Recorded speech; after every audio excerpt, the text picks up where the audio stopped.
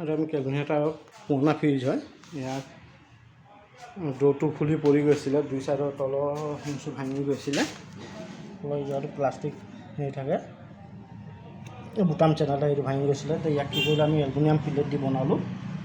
বনাই ওপৰ ছাইডটো ভাঙি গৈছিলে। তো ইয়াক কি এলুমিনিয়াম প্লেট কাটি ইয়াৰ নাটটো লগাই ডোৰটো ফিট কৰি দিলোঁ। এতিয়া ডোৰটো ঠিকে কাম কৰিছে। এই প্লেটটো ইয়াতে নাটটো দি দিলোঁ ডোৰ হিংচৰ ওপৰত। ইয়াত ভালকৈ ধুনীয়াকৈ এলুমিনিয়াম প্লেট মাৰি ইয়াত পুটিন মাৰি দিয়া হ'ল। প্লাষ্টিকটো ফাটি গৈছিলে ফটাৰ কাৰণে। এই বস্তু আপোনালোকক কেনেকৈ লাগিছে আপুনি ক'ব। ডোৰটো এতিয়া নহ'লে ইয়াৰ বেলেগ উপায় নাই, প্লাষ্টিকত আছে, ওপৰতো হিংচ নাই। সেইটো কাৰণে ইয়াক এলুমিনিয়াম প্লেট দি দৰ্জাটো ফুল ফিটিং কৰি দিয়া হৈছে ওপৰত তলত।